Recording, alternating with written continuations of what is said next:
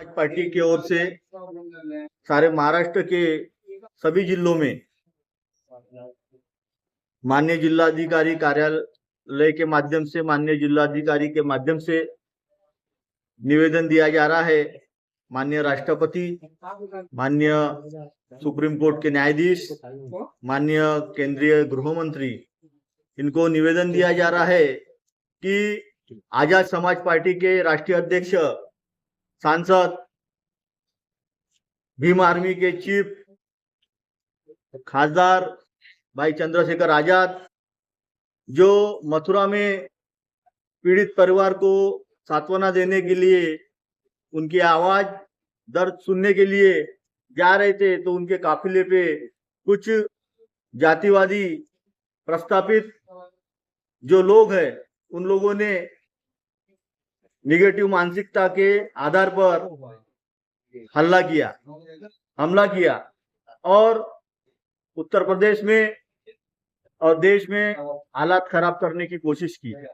भाई चंद्रशेखर आजाद, इनके जान को भी खतरा उस माध्यम से हुआ है और अनेकों पुलिसकर्मी और कार्यकर्ता भी उसमें जख्मी हुए हैं। तो भाई चंद्रशेखर आजाद, ये आप सब लोगों को मालूम है कि ये देश में बहुजनों की बुलंद आवाज है, दलित, पिछड़ों, आदिवासियों की बुलंद आवाज है।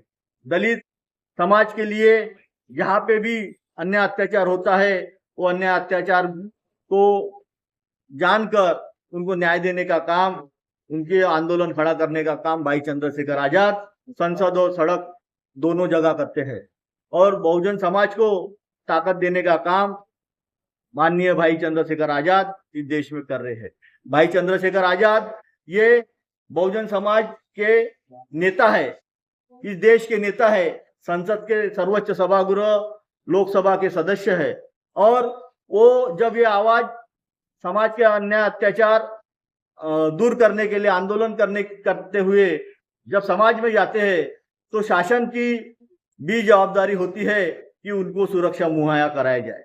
लेकिन भाई चंद्रशेखर आजाद जब मथुरा में गए, तो वहां पर किसी भी राज्य सरकार ने या स्थानीय प्रशासन ने, पुलिस विभाग ने उन्हें कोई सुरक्षा मुहैया कराई नहीं थी और ऐसे वक्त जब वो जा रहे थे तो उनके ऊपर में हमला हुआ, उनके काफिले पे, और ये बहुत बड़ा निंदनीय घटना है।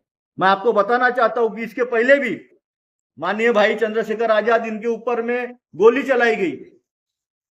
उसके पहले रेलवे में भी उनके ऊपर में हमला हुआ।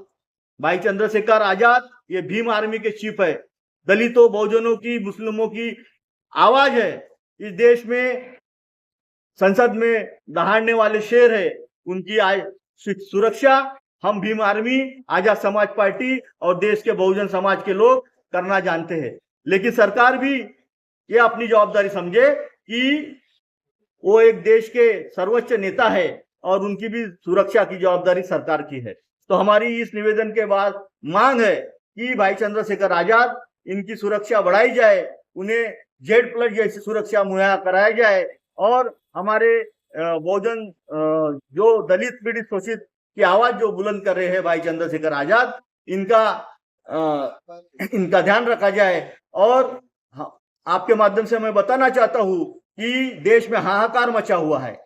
जब से भारतीय जनता पार्टी NDA की सरकार देश में आई है, खासकर उत्तर प्रदेश और महाराष्ट्र में आई है, तो महाराष्ट्र की और उत्तर प्रदेश की जनता यहाँ पर बड़ी ही दुख और तकलीफों का सामना कर रही है। आपको मालूम है कि उत्तर प्रदेश में जब से योगी सरकार आई है, अनुसूचित जाति और जनजाति की जो 2016 में 6000 मुकदमे दायर हुए थे, लेकिन आज 6 सालों में 2024 तक 12000 मुकदमे हो रहे हैं, डबल मुकदमे हो गए हैं। अनुसूचित जाति के ऊपर में अन्याय अत्याचार बढ़ रहा है, मुस्लिम समाज के ऊपर में अन्याय अत्याचार बढ़ रहा है, अल्पसंख्यकों के ऊपर हमले हो रहे हैं, उनके शिक्षा, रोजगार और उनके विकास, स्वास्थ्य के लिए उनको दूर किया जा रहा है। और बेरोजगारी का तो यहाँ पर बताया नहीं सकते, इतना हाहाकार मचा है। बेरोजगारी युवाओं को चरम पर है। तो महाराष्ट्र के अंदर भी वही हाल है।